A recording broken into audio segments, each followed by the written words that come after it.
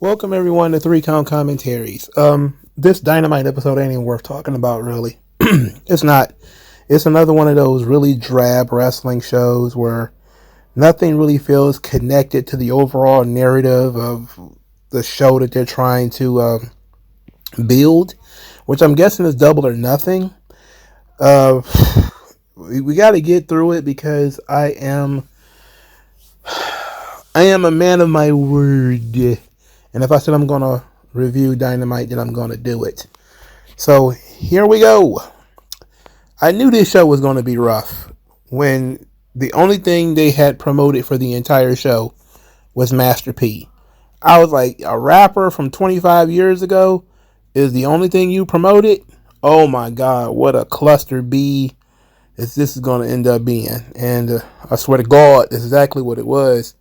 And the worst thing about it is they invited Master P on the show and he didn't do anything. Well, he did something. He introduced the Ops, the Trios champions, who were then attacked by the Death Riders, Moxley and his gang. And then, as John Moxley was being choked out, Master P decided to throw 2 or 3 of the worst looking punches in the history of the business. Nah. 2 or 3 of the makeup saying, Mr. Ice Cream Man, delivering soft serve. Softest punches of all time. Everything about Master P is trash. Everything about this guy is garbage. I could go on and on about how much I hated No Limit. As a matter of fact, let's take a little detour about how much I hate No Limit. For starters, Satoshi Matsuzawa, one of the worst rappers of all time. Easily might be the worst rapper of all time. The guy couldn't find a beat with the magnifying glass. I mean, yes, he did do MVP's theme song in WWE. If you didn't know that, now you know. Other than that, Satoshi Matsuzawa, absolute, unadulterated, unfiltered garbage through the radio. He is the reason I stopped listening to the radio. In 1999, like, I used to love listening to, like, the Battle of the Beats here in Detroit. I used to love that. I used to sit there with my little tape deck, and I would tape songs off the radio. And then the No Limit infusion happened, and it seemed like every other song was No Limit. And I was like, all right, Mystical, I mean, I didn't know he was a rapist at the time, but he was okay. But then when I started hearing this cacophony of this guy who just, he's rapping offbeat, and nothing he says, who even cares about what he's talking about? People don't even remember that he's there. And I didn't realize this until I started reading magazines. Because at the time, I was kind of sort of messing around with Source and Double XL. I wasn't like hardcore reading those things yet. That would come in a couple of years. When I was about 21 or 22 or something like that. At this point, I was like 16, 17.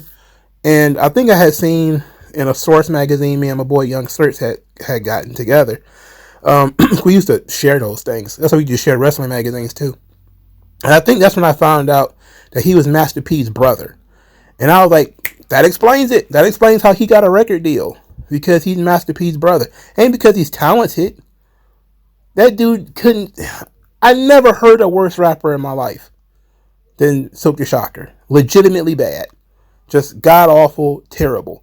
And then you get into all the other second, third-rate guys from No Limit, Fiend, who, was just kind of mediocre.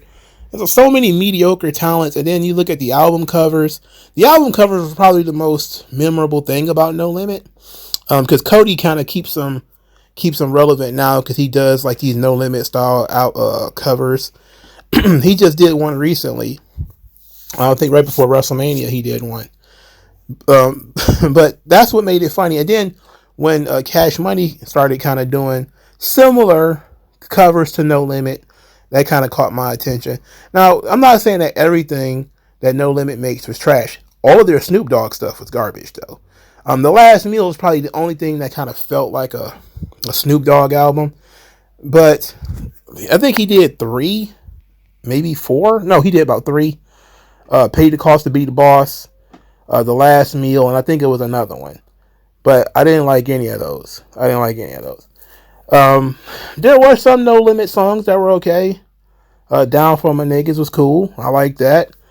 I got the hook up. I'm a big fan of Bone Thugs and Harmony, so I liked, I got the hook it up. I thought that was pretty cool. The movies were terrible too. I appreciated that they were making the movies because at least there were black people making independent movies, and I was always a big fan of that. But the movies were not good. The songs were not good.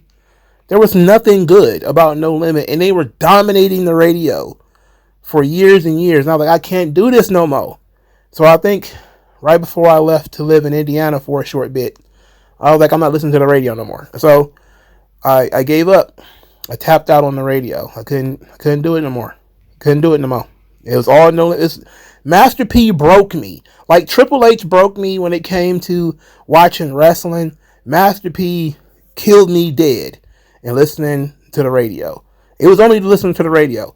I still did buy tapes.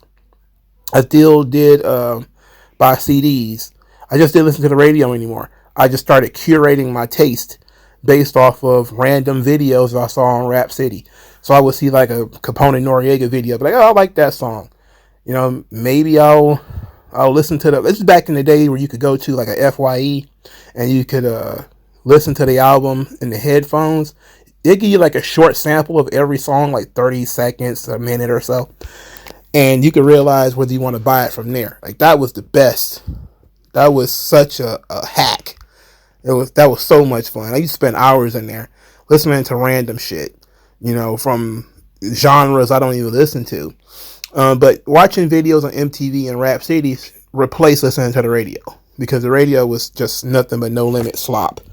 And then of course, I grew out of listening to rap totally in like 20 years or so. But yeah, that's Master P. That's when Master P, I see him, I'm triggered into how much I hate Silk the Shocker, how much I hate No Limit, and how they ran me off from listening to the radio. I still don't listen to the radio today. Still don't. I need to curate what I'm hearing in my head, not what some douchebag somewhere in the middle of nowhere gets paid to play and play in my head. No, thank you. Nah, can't do it. Okay, where was I? Master P with the soft serve to Moxley's ribs. This is terrible shit. Oh, okay, the Young Bucks. So Samoa Joe is choking out Moxley, and the Young Bucks make the save with a chair. And then you got Omega and Swerve come out there. They chase the Young Bucks and Okada off. And this was not good. This was a whole lot of not good. Samoa Joe will be wrestling for the world title, not in Detroit, where I was considering going to the show. As a matter of fact, the show is in like 2 weeks, if I remember correctly. And I haven't seen anything announced for that show. I'm tempted to not go. I'm going to see how low the price is going to get first. Then I may ask my boy Young Search if he wants to go. If he wants to go, then maybe we'll go. But if not, I'm perfectly happy staying my ass at home and not fucking around at the Masonic Theater. Okay? Masonic Temple, I'm sorry. Anyway. Oh, yeah. Chicago. They wrestling May the 14th in Chicago. Okay, look, Moxley versus Samoa Joe, perfectly serviceable main event match. I don't know why it's not a pay-per-view main event. Why is it a Dynamite main event? I guess they got something else planned for Double or Nothing, but I don't know what that would be. What the hell they got that's more important than this? I don't know. The guy that choked out your world champion is not going to main event a pay-per-view? Seems pretty crazy, especially when he's a former world champion himself. Anyway, the Young Bucks wrestled Kevin Knight and Speedball Mike Bailey on the show. And my brother joked that the Young Bucks found the gym while they were gone. And you know what? Got to give them some credit. They actually probably went out and walked the dog a little bit because there's a little bit more definition, but not much more. It might be in a caloric deficit, which is why they look in better shape. But these guys are not like brick houses by any stretch of the imagination. but they are slightly in better shape than they were before. And about 30 seconds into this match, I was like, I checked out. I'm pretty sure you know exactly what happened.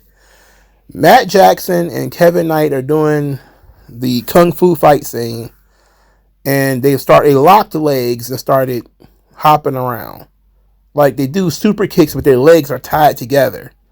I was like, man, if you don't get this shit out of here, if you don't cut this shit out right now, cut it out right now.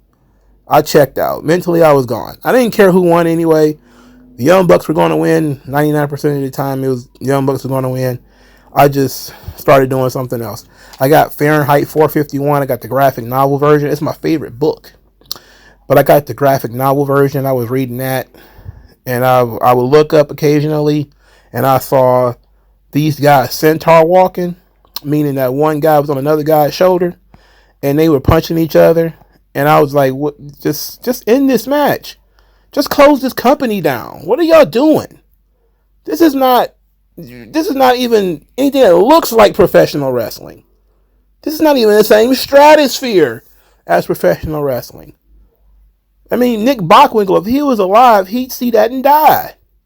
He'd ask for death rather than see these guys make a mockery of the business. And the Rock and Roll Express are sitting there. They're in the crowd. These guys who mastered the art of tag team wrestling are sitting in the crowd watching the Young Bucks work with these two yahoos who are sitting on each other's shoulders, slap boxing like little girls. But man, if you don't stop this, just stop this right now. This is one of those times where I wish Inoki was alive to just come out the back and start throwing chairs and call the match off. Gorilla Monsoon or somebody needs to come out there and just call this thing off. This is a fucking disaster. Just end this. The match ends with the Young Bucks winning, but by the EVP trigger. And they ended up winning because Ricochet distracted Kevin Knight. Now, why would Ricochet do that? Well, because in the first match of the show, Ricochet lost to Mark Briscoe. Toothless bushwhacker Mark Briscoe pinned Ricochet in the ring via some kind of roll-up finish. Holy hell. Ricochet was going to kill him with some scissors after the match, and Kevin Knight stopped him. So that's why Ricochet attacked Kevin Knight later. So they're trying to build up Ricochet and Kevin Knight. Look, that would be nice if Ricochet wasn't a bum. I mean, Ricochet went on the internet, started talking about all these high flyers that he's better than. I think Leo Rush had a similar breakdown over the weekend over WrestleMania. He was very mad. But Ricochet also had a meltdown because of Io Sky. This goes way, way back to that stupid fucking tweet he did where he was comparing himself to Io Sky, or some fan had done so, and he took it personally. And it's amazing that this was 4 or 5 years ago, and and it comes up again, just as Io has, the match of the weekend, essentially, in the triple threat match. And this dude starts talking about all the high flyers he's better than, and it's like a list of all these, small guys like Hologram and Commander, and all this kind of stuff. But he humorously put Wes Lee on there twice, which prompted Wes Lee to make fun of him for not only putting him on there once, but putting him on there twice. Like, Ricochet ain't got nothing going for him. And look, he had some momentum, and then it's gone. He had a spark, and then it's gone. It's done. I don't know what you can do with Ricochet now. What are you going to do? There's no road for him to win the world title. For some reason, I guess there's no road for him to win the TNT belt or any of those other belts. There's a bunch of belts, but where are they? Like, I haven't seen the international belt. Where is that? Oh, is that the Omega belt? Okay. He did wrestle for that, but it wasn't a singles match. Probably should have been. Okada's got that other belt. And Adam Cole has a belt. Crazy thing. I didn't know that Adam Cole had wrestled Cesaro on Collision. I didn't know that until today, actually. I was scrolling through my feed and I saw that the match was on. I'm like, that's the thing about Collision, right? That's why I don't review Collision, don't talk about it. Because it doesn't matter what happens on Collision. It never escapes Collision. What happens on Collision stays on Collision. Same thing with Ring of Honor, by God.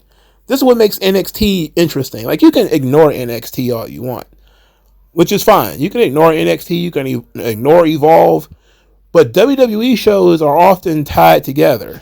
So you probably should watch it to get the full experience. And you can ignore, you don't have to watch those shows. But if random guy comes on TV and people already know who he is, chances are he was on NXT. You know, if you don't have if he got like a weird name, like Wilbur Tough, and you're like, who the fuck is Wilbur Tough? Where he come from?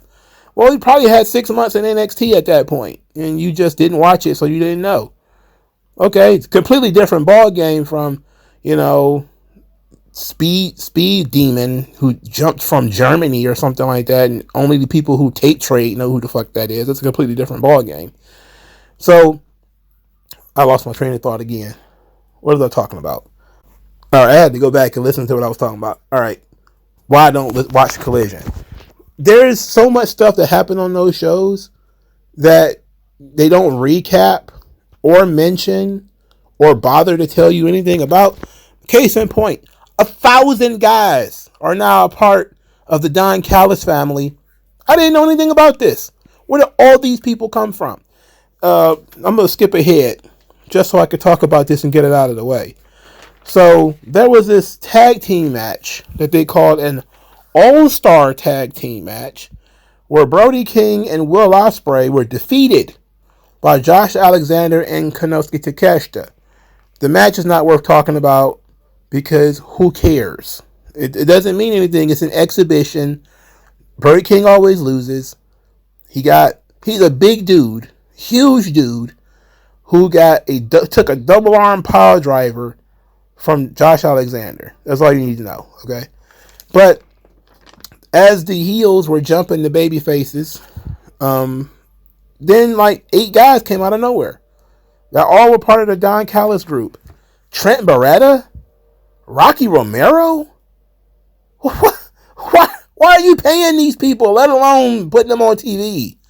What's happening? Jesus H. Christ. This is unreal.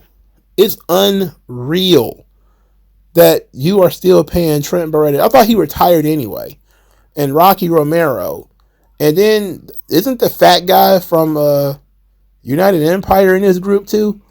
There's so many bums in this group. And they just multiply like rabbits out of nowhere.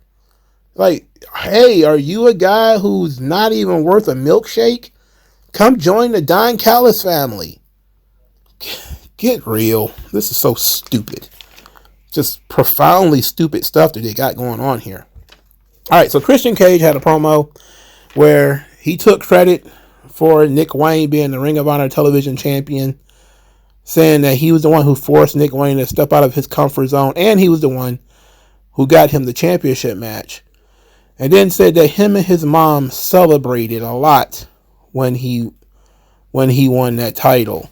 And I was like, man, this is so disrespectful. This is nonsense. It's gross, but okay. It's gross, but funny. And then he said he was proud of Nick. Nick said this is what happens when you follow the plan.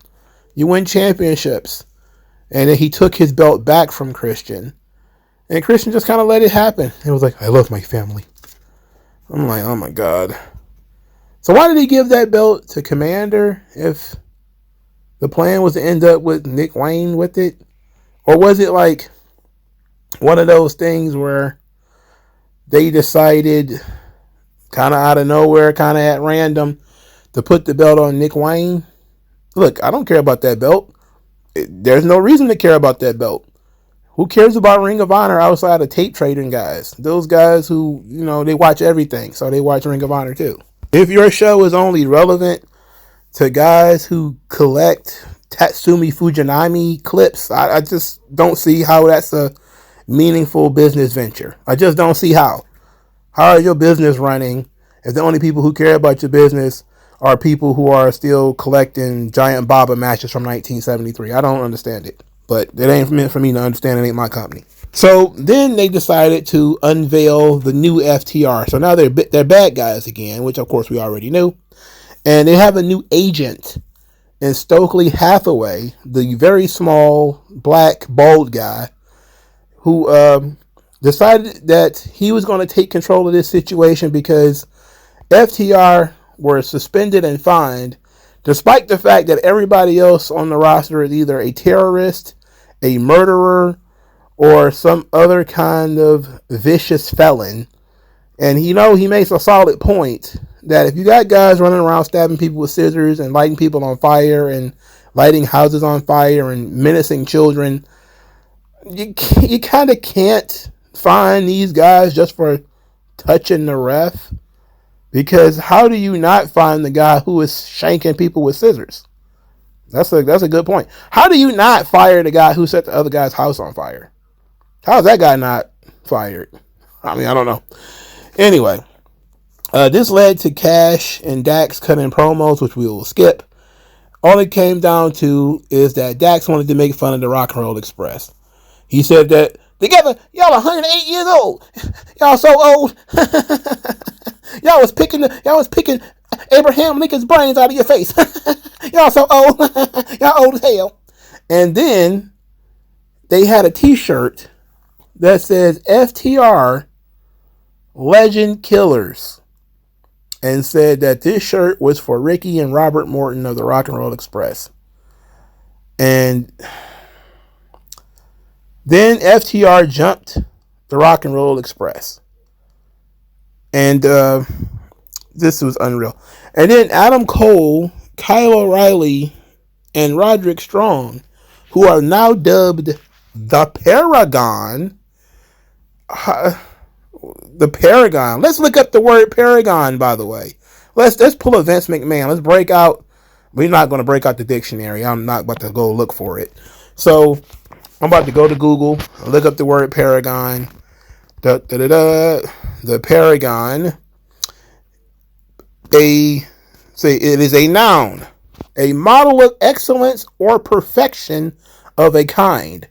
A peerless example. A model of excellence or perfection of a kind. Perfection. Kyle O'Reilly looks sick. Do you see Kyle O'Reilly? He looks like he hails from Raccoon City. There's nothing perfect about that fucking guy. And Roderick Strong, my goodness. Jesus Christ. There's nothing perfect about these guys. Maybe it's another definition. Definition 2, an unflawed diamond weighing at least 100 carats. Well, these guys might be minerals of a sort, but they're not diamonds. A very large spherical pearl. No, they're not pearls.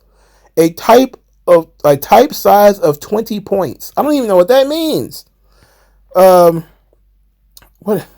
Let's go to Merriam-Webster dictionary. It says a model of excellence or perfection. No, it doesn't fit. Go back to whatever they were calling themselves before. The Undisputed Kingdom. That's what they were calling themselves before. I don't know why they changed it. It must have been something that happened on Collision, right? It's just some Collision shit. They named themselves the Paragon. What a joke. It sounds like Final Fantasy villains. Next, Toni Storm standing on a chair. She had an open challenge for Saturday, and Queen Aminata, who never wins a match, showed up and wanted to fight her. Why is Toni Storm wrestling matches on Collision? Because they don't mean anything. The Hurt Business showed up to try to save this show. MJF rolled up in a sports car. He came for his 3 thumbs up. MVP and Shelton both gave him a thumbs up. Hey, we got progress. So Shelton says that he gave MJF a thumbs up, not because of the bras and the watch, but because of MVP, because MVP stood up for him. MVP then asked Lashley, and Lashley was still on the fence. So MJF says that, hey, he knows this company better than anybody. He knows how to win. He knows how to cut some corners. And they can not just run AEW, they can run the entire wrestling industry if he joined the Hurt Syndicate.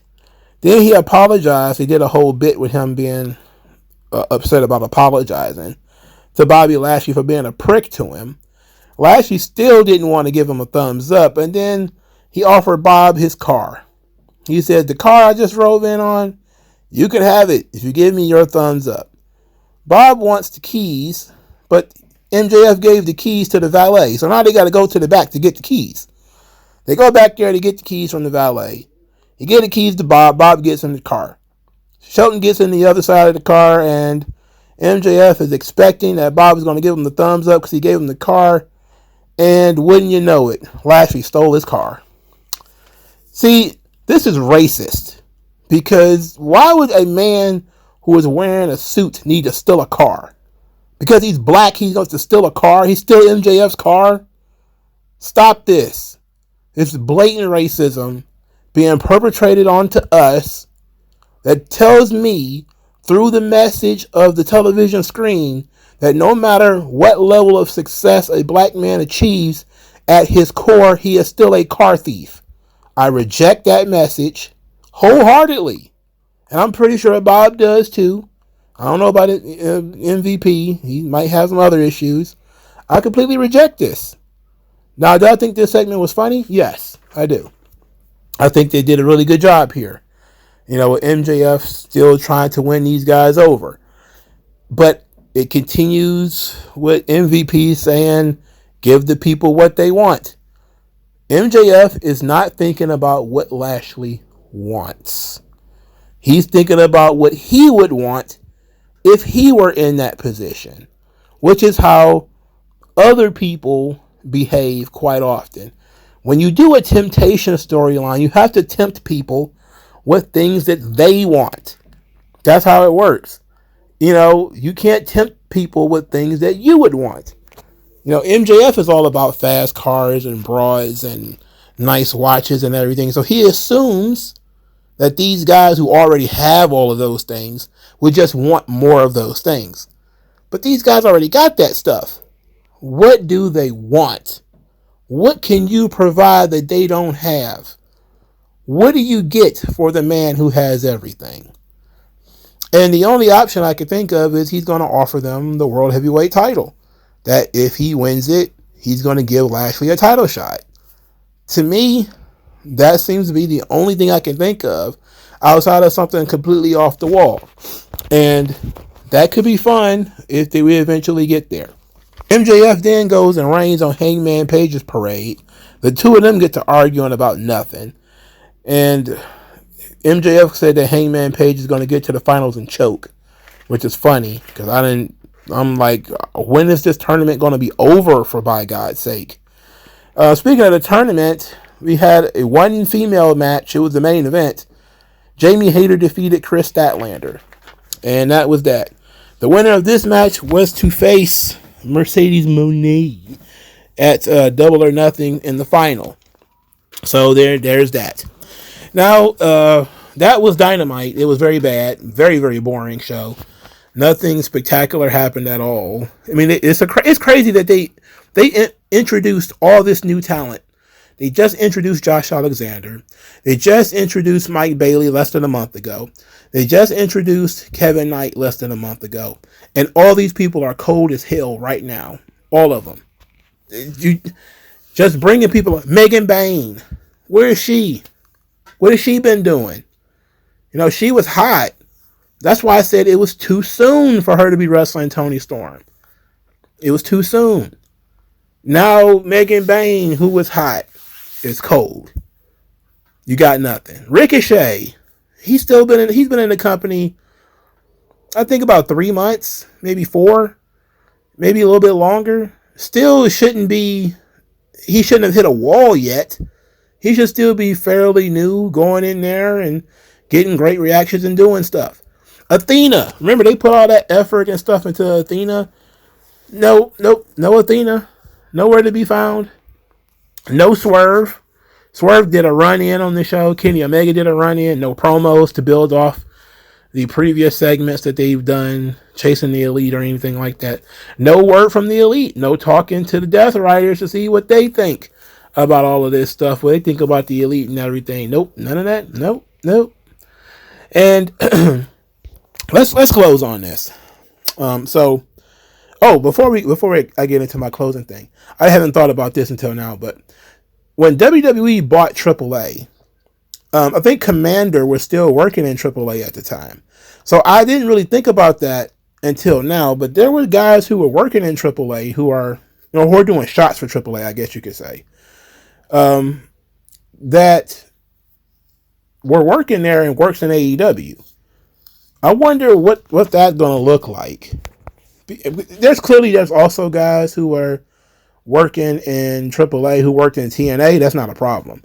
Like Laredo Kid, a.k.a. Laredo, that's not an issue.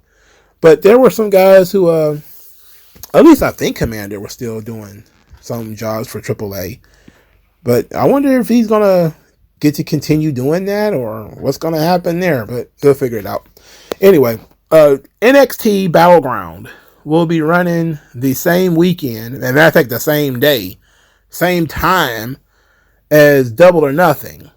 And the AEW fans are absolutely losing their mind, despite the fact that they mock NXT relentlessly for having Ethan Page and Ricky Starks, and all these guys are just 3-star merchants, and none of these people matter. Oh, they're doing matches that were on, Rampage. Oh, they're doing matches that were on AEW Dark. Despite all of that, they're deeply concerned about NXT running the same day as Double or Nothing, which I thought was one of the signature events of AEW, but I guess it's not. I mean, wasn't their first pay-per-view called Double or Nothing? Wasn't that their very first pay-per-view? Like, that should be like their, I guess you could say, is it Slammiversary? Like the very first initial pay-per-view for TNA? It's not their WrestleMania, quote-unquote. That's Bound for Glory. But I think their very first major pay-per-view was called Slammiversary, right? Because they have it like the anniversary month that TNA started. At least I think that's how it works. Anyway, this should be like a big show for them. And it doesn't feel like it right now. Because the only thing they got set for it is the Owen Hart Tournament Finals. But they're deeply concerned that NXT Battleground, which is probably going to be generic NXT shit, is going to hurt the show. Look, like Bobby Heenan said, you don't want to compete, move to Cuba. Or move your show to be in a matinee. Run at 6 o'clock in the afternoon, I guess. Because maybe that's what WWE will do. They might just leave it there because who cares about NXT? But they also might blink and move their show to 6 o'clock or something like that. At the end of the day, the sickos will pay if they want to pay. There's going to be a market of people who don't want to pay for AEW, and they're going to watch NXT instead. And then there's going to be people who are just going to watch both. I'm one of those kinds of people. I'm just going to watch both. I might have, NXT on my laptop and AEW on my phone or something like that. But I ain't paying for AEW. I can promise you that. I never pay. I never pay. It's not worth the money. You need to make your pay-per-views worth the money. Matter of fact, you need to make your television worth investing in. And then people will happily pay. You may get more fans than usual. But right now, I'd rather go with Battleground. So you have to have a tough May. Your May is going to be very tough. And they would be smart if they'd have just booked Moxley versus Samoa Joe, but they didn't. They decided not to do that. So whatever. Anyway, Dynamite, boring. All right. Talk to you guys later. Like, share, subscribe, donate if you can. If you cannot, that's fine too, but I would appreciate any dollar helps. Salute thee. Peace out.